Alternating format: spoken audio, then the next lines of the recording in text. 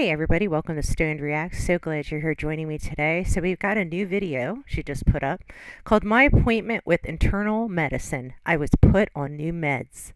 So she's got a creepy intro again.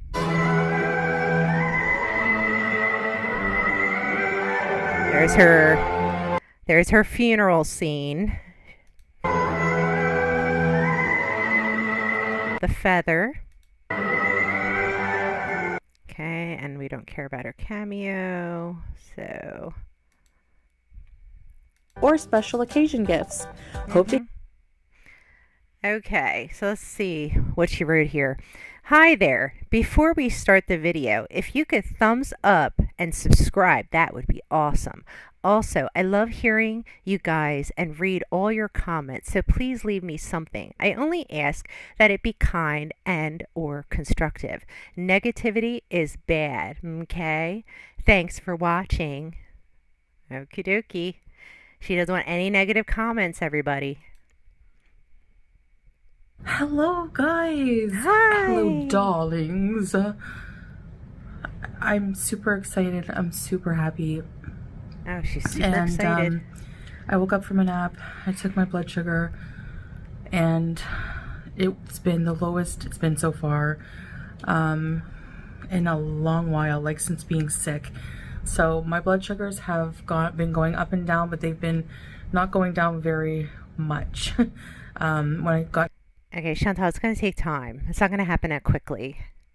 sick on July 1st, basically, they were high. Like, the highest was 25 mmol. I'll try to convert that for you guys, but maybe. So 25 mmol, 450 milligram. I'm not sure what that means, but okay. Maybe not, I don't know.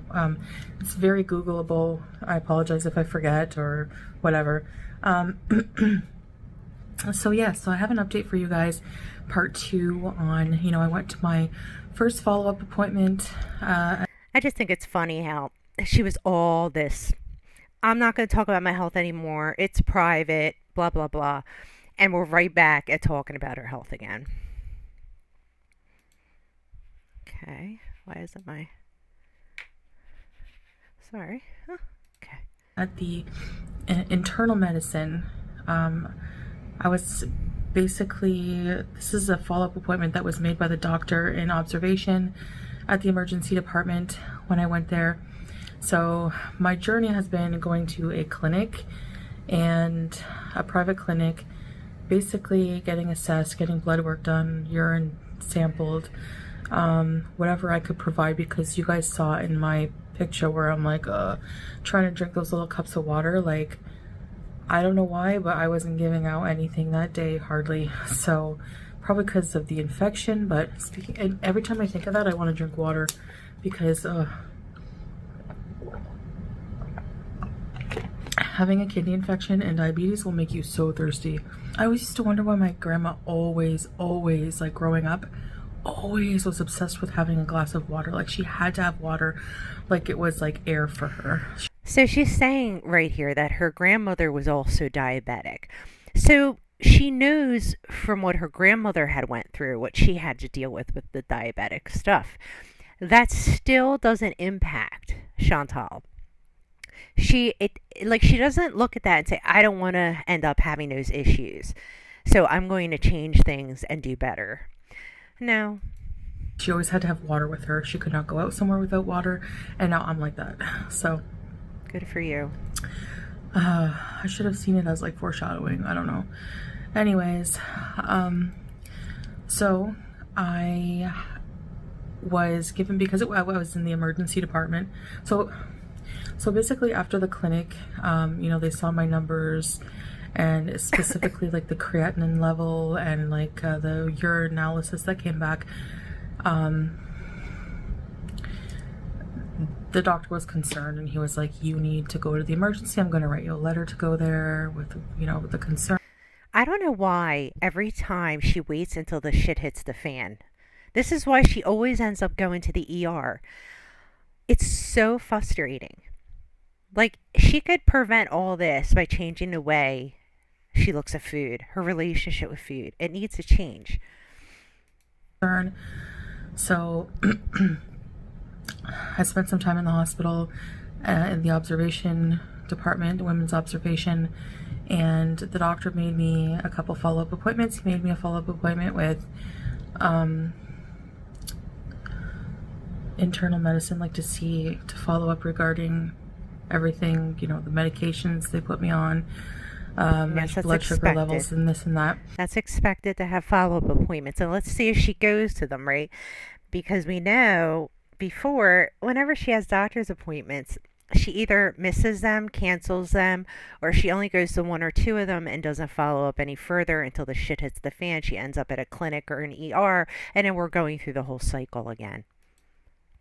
And then a little slip to go anytime to set up an appointment for some diabetic education, which I will do very soon. And so, yeah, so I had my appointment on Wednesday. Today's Thursday. I was discharged from the hospital Monday night. So that didn't give me a lot of time to like try the new medication. Like it was only like a day and a half maybe until I had my follow-up appointment. But anyway, I went there and I failed to look at the bottom of the doctor just took my phone, took a picture of the appointment, but I didn't see the bottom where it said, please come between 2 and 5 p.m. So the clinic was only between 2 p.m. and 5 p.m. So I went, you know, early in the morning with Salah and we had to come back in the afternoon. So that's fine. We came back in the afternoon and we saw the doctor and he just basically was like, okay, how are you? I cannot imagine how he finds this relationship pleasurable. I mean, she is such a mess. Like he has to. I mean, can you imagine having to deal with somebody who doesn't do anything to help themselves, and then when crap goes poof, you know, everything blows up, everything's chaos, everything's an emergency, everything's a fire drill. I can't imagine living like that. Like you're living with someone who right in front of your eyes is abusing their body and then expecting you to run them all over the place for their health checkups and everything. Like it'd be different if somebody has like a disease that, you know, they have a disease, it wasn't something they had control over or something. That's different. I'm not talking about that. What I'm talking about is this is something that she could easily resolve, solve by changing her diet. She didn't even need to get to this point if she had addressed it sooner. Are you doing? How are your blood sugars? And my blood sugars at that time, like I tested my blood sugar before going to the appointment, and it was like 18.5, so it was really high, and I was just like getting discouraged because like you know, I was just like really like no matter what medications I took, whatever, nothing was working.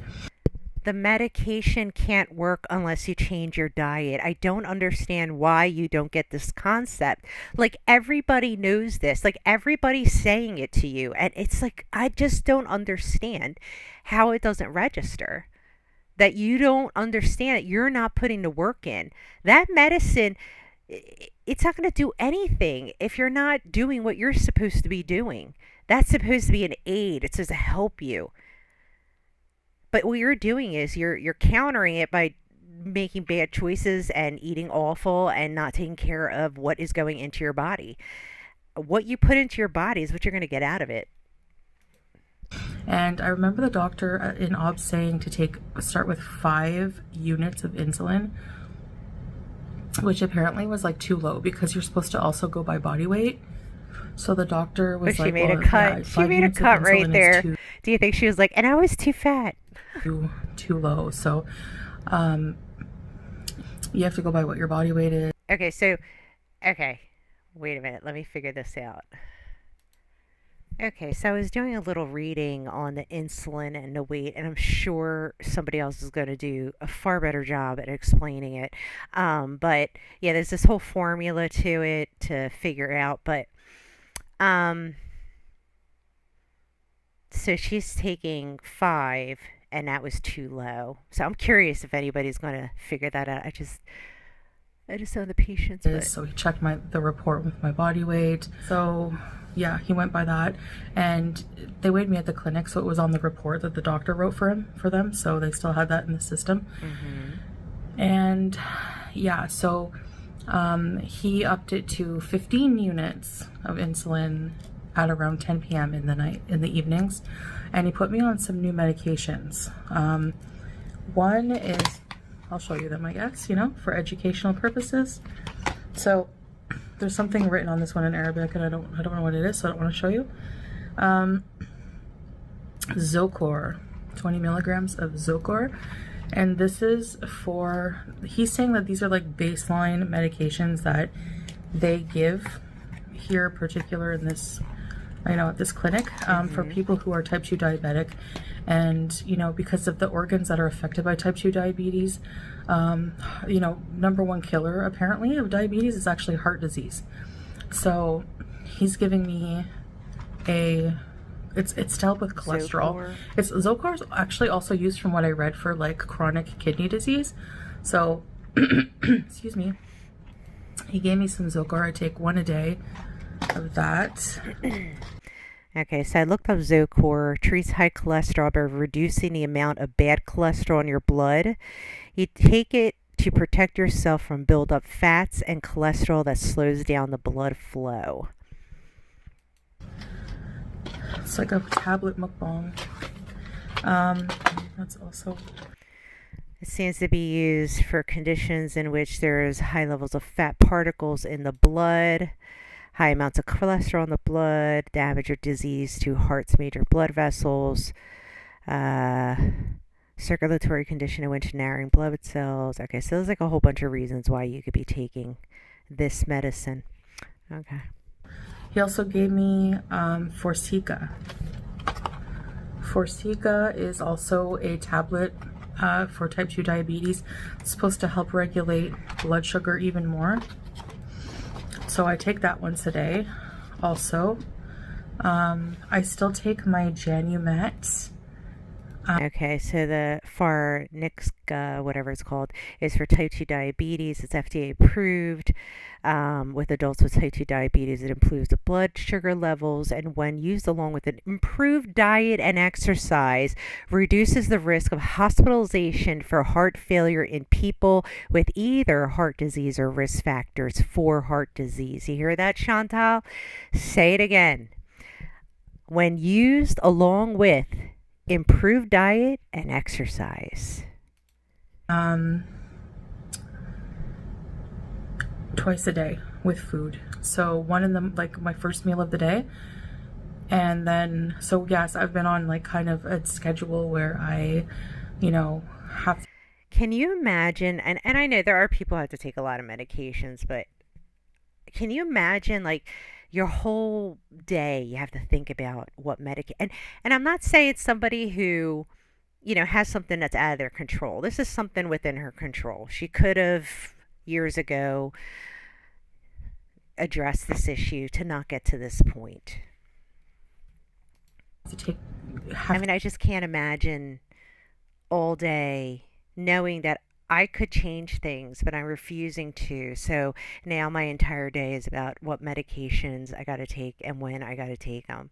Like, wouldn't you rather just lose the weight, focus on your eating so that you don't have to take all these medications and not have all these issues? I just think that would be common sense. To be up in the, not early morning, but in the morning enough to take the tablets and everything like that. Like, I have a schedule. I have like alarms that I set for my tablets. I don't want to miss one because I have so many now, unfortunately. But anyways, inshallah, in the future that will change. And not in any way, through all the medical stuff you've been through over the years, not one of those events has ever triggered you to change anything. This is why so many people think you're heading down a very dark path, because it's pretty obvious to everyone that you just don't care. I mean, you really honestly don't care about yourself. You don't love yourself. It's sad, because if you did, you would be doing anything you have to do to take care of this. I mean, this is scary. I can't even imagine getting news like this, that I'm having kidney problems or I've got diabetes. I mean, I remember when I got diagnosed with type 2 diabetes, that scared the craps out of me. Like, I don't understand how people don't get, like, suddenly triggered by something that happens in their life and they don't, like, massively change things. That definitely was a moment for me because I was like, I'm not going down that road. Because the doctor's like, you know what can change all of this is if you just completely get your weight under control. So I'll get to that in a minute. Oh my gosh. Really? Really? Oh wow. This this is this is news, everybody. We had no idea that this could all go away if she just would get her weight in control.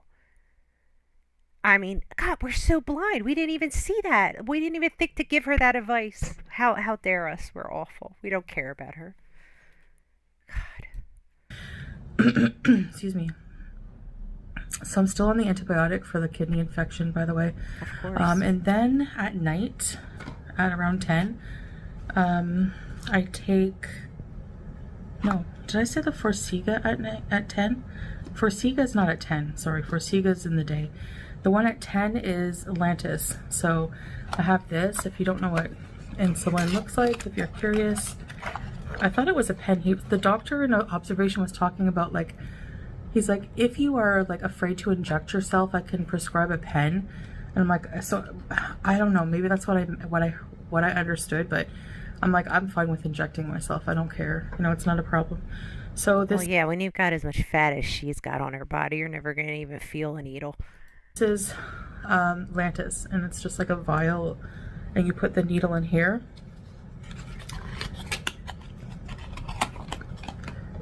And they give you a huge box of these syringes.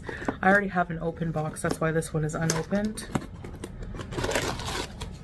Like a huge amount of syringes, just like that look like that. Yeah, we all know what syringes look And like. of course they give you like a box of Alcohol wipes. swabs. Yeah, yep. So But I mean, we know she doesn't use the alcohol wipes. That would take way too much time and effort for her to tear through that package and pull it out and wipe her skin.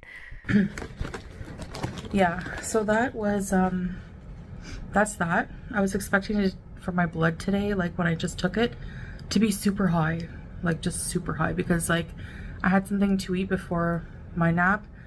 It was just some like lentil soup I had, and I didn't have bread or anything. I had a little piece of cheddar cheese, some lentil soup, and I don't know why, but I just found like, because like even no matter what I've been eating, sometimes like I've been eating like carbs before, but like I stopped doing. Wait.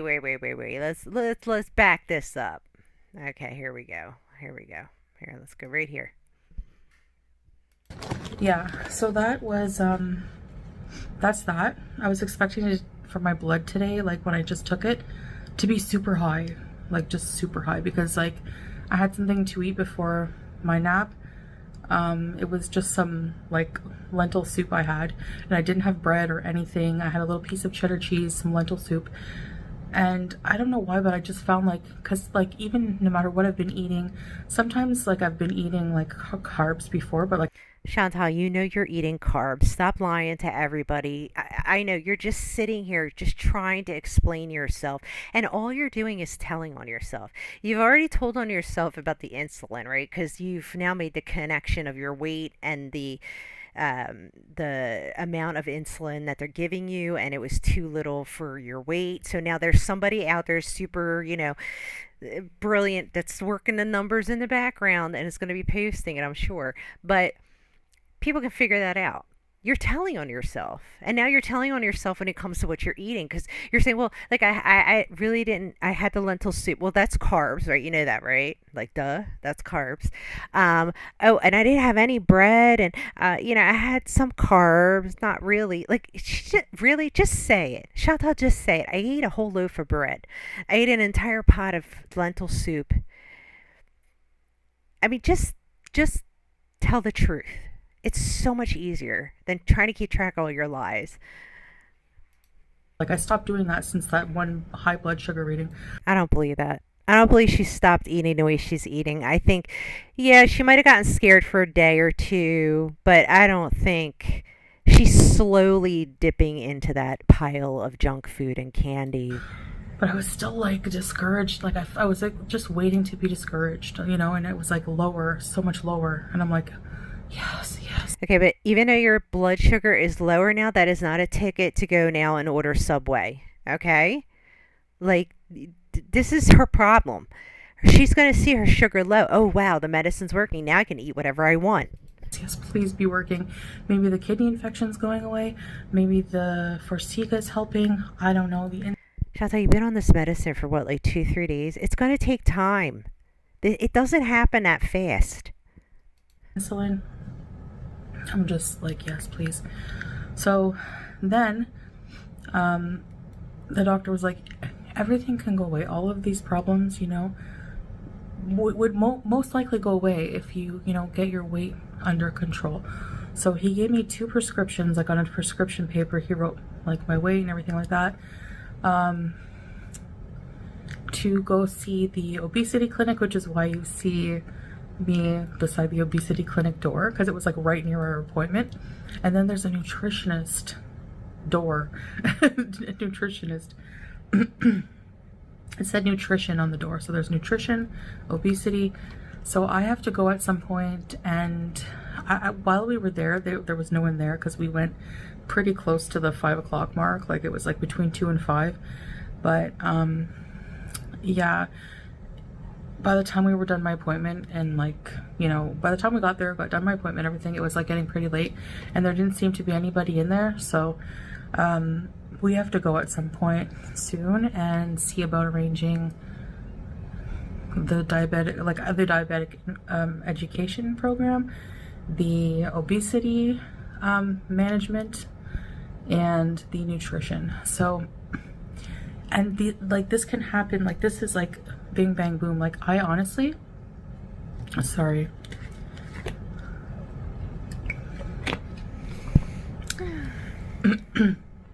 I honestly feel like the healthcare I've been getting so far in Kuwait, I just like it so much more than what I've been getting in like Canada. Like I don't know if it, I don't know how it's just like more accessible. I don't know if it's that, you know, What's I more have accessible? I just like it so much more.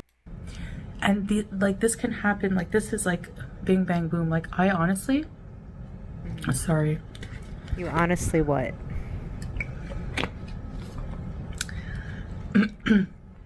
I honestly feel like the healthcare I've been getting so far in Kuwait, I just like it so much more than what I've been. I bet she likes it because they don't hyper focus on her weight. They probably don't. They probably mention it, but they're probably not as pushy as they are over here. Um, yeah. Of course, I'm Getting. not familiar with the healthcare there and how their mannerisms are or whatever, but um, yeah, they likely probably just don't push her so much so she doesn't feel that pressure that everything's related to her weight. In like Canada, like I don't know if it, I don't know how it's just like more accessible. I don't know if it's that, you know, I have Salah with me like as a support and it helps. I don't know what the deal is with that, but I find that like I definitely just feel more hopeful and not like, oh my gosh, like I see a lot of people worried like you need to come back to Canada, you need to come back to Canada, and it's like, why, you know, like. Gee, I don't know. You have free health care. You're in Kuwait. You're going to be cashing this out of your pocket. I mean, are you kidding me? I, Maybe people, like I thought too at first. and really, your family's there. Like, people who love you, who are vested in you, are there. So that when you're going through this, you have the support you need. That's what people are saying. You should go back to Canada and stay there and fix this situation because you have support there. See, the problem with Kuwait for her is because she has nobody there. She has Scat Daddy. And I can tell you this much, Scat Daddy's family is in no way accepting of her. I can't even, like, no. Um, she's alone. She doesn't have a support system. So she is heavily reliant on Scat Daddy. At least if she was in Canada, she has her family. And your family is your family. They're blood. They're always going to be there for you. And she just doesn't get it. First, like, oh no, like, I'm not native here, the healthcare system, blah, blah, blah. But it doesn't seem to matter. Like, it doesn't seem to matter where you're from, what kind of, status you have here. The healthcare is pretty darn good. And yeah, so I don't know, so far my experience anyways. So there's just lots of options, and I really am gonna try to just be consistent with this, take my medication, go to these programs, and really try to see, like, so we're going to see. She was saying in that other video that she's signed up for a program. I guess it's the nurses for a diabetic lesson or whatever it was. So let's not forget she also committed to doing that along with whatever it is she's going to say now. What I can do to improve myself. And it's, going to be a process, but I don't feel like, when I got sick on July 1st, I was like, what's wrong with me? It could be a million things, like, and I had so much anxiety then. So to compare to how I felt July 1st, full of anxiety, to now on a path of recovery, and I love the way she's like, I'm on the path to recovery. You've been like 2-3 days into this, Chantal. Like, come on, cut us a break. Stop with the drama. Main key thing here is, I know I have to do my part. Like, yes. I have to be really serious. And she's looking up into space again. What can I tell them to make them believe that I'm truly committed to this? Seriously, no more BS. Like, this is, for me, my health, and I can't muck around, and I can't afford to just stall for whatever reason anymore. Like, yes, food addiction, and I will always stand by that. Food addiction, eating disorders are horrible, and I'm sure that they can help me with that in the obesity clinic, because people who are severely obese, it's a disease. It's a huge. Okay. Oh my God. Stop. Your fat on your body is not a disease. It's something you can get rid of. You need to lose weight. Okay, stop. See, this is what they do. They start calling it a disease. Okay? It's not a disease that's taking over your body. You have control over this. You can change this. You could have changed things. You chose not to. I mean, oh God. Medical condition. And they say disease to use it as an excuse. I'm sorry, I'm going to say it like it is. They use the word disease because they want to have an excuse. I don't have control over it anymore. I can't do this. This has control over me, and all this stuff. Like, they just want to use it as an excuse, because if you say it's a disease, you don't have to it's just different. I mean, I don't know how to explain it, but using the word disease loosely like that, your fat on your body is not a disease, Chantal. You need to go lose weight. That's all you need to do. So many of these problems will go away. So many of your problems will go away. Like I always say, nobody wants to wake up and be 400 or 500 pounds. Like, even 300, whatever you're overweight. Like, everyone's body's different. a huge medical condition, and like I always say, nobody wants to wake up and be 400 or 500 pounds. Like 400 or 500 pounds. You heard it. You heard it, right? You heard it. I know she's in those 400s close to 500 pounds. Oops. Telling yourself. Even 300, whatever you're Yeah, overweight. so she go okay, so she went back to the 300 because remember she told us this week she was 330. So she's like she just called herself. She's like, "Wait a minute. I just said 400, 500, and they're going to realize that that's how much I weigh. So let me just say 300 and I can throw them all off." Shanta, you always tell on yourself. Weight, like everyone's body's different, metabolism is different. Um, 30. A lot of times we screw up our metabolisms by making poor choices, by bad dieting. Even yo-yo dieting can mess up your metabolism. 40 extra pounds can affect somebody. It depends on your body and your system. And some people can live years and years being 800 pounds. It just depends, you know? But that's not happiness. Are you going to be happy at 800 pounds, not moving from your bed, shitting on yourself, pissing on yourself, people having to literally roll your entire body over to clean you, being unwashed for long periods of time? Have you watched 600-Pound Life? How miserable those people are? It is a miserable existence to be that fat. Like, are you kidding me? Yeah, sure. Okay, they lived a long life. But was it quality life? No. Um, at me at this weight, it's affecting my health, and in a really Chantal, at all the weight you were and the entire time that you've been on YouTube has been affecting your health. Okay, this isn't our first rodeo. Like, we've been through this like a billion times before. bad way, and it keeps affecting my health. And I, I have severe issues with food, and You have severe issues with your mental health that is completely unaddressed. You've never addressed it properly. That's the actual core of your problem.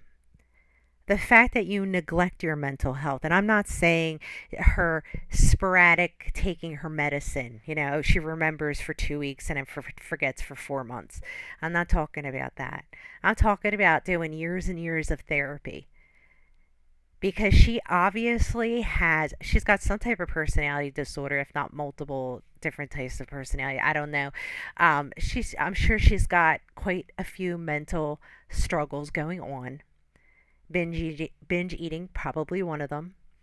Um, but until she addresses that and gets serious about that, like addressing the diet part is always going to be a struggle for her. Because if you don't get your head straight, you're not going to do anything right. Oh, let me screenshot this. Print. Okay. Let's see if it worked. Okay, good. So many, so I think that obesity clinic should be able to help learning proper nutrition, especially like with when you have type 2 diabetes. Type 2 diabetes is a bit different. So anyways, I'm just really hopeful, and I'll keep you guys posted with updates like this. I'm gonna try to live a pretty normal life in between and do fun things around. Try to live a life not normal, because what's normal to you is not normal. Try to focus on your eating, focus on your mental health, get the weight off so you can get all these health conditions under control. Get out more, do whatever, I don't know. Just, take care of my home, take care of my health. Take care of my home. That's the main thing I want to focus on right now. So anyways, guys, I think I've said enough for now. Talking makes me more thirsty, so I'm going to work on waking up and finishing whatever I gotta do. It's still daytime here, and work on getting this video out to you guys. And yeah, hope to see you again soon live. Alright guys, this is that video. What do you guys think? Do you think she's really been affected? Do you think she's really going to address these weight issues? I don't know. I don't think so. But let me know your thoughts and definitely like the video if you enjoyed it. If you enjoyed this content, please subscribe. Would love to have you join our family over here and have a wonderful and safe evening.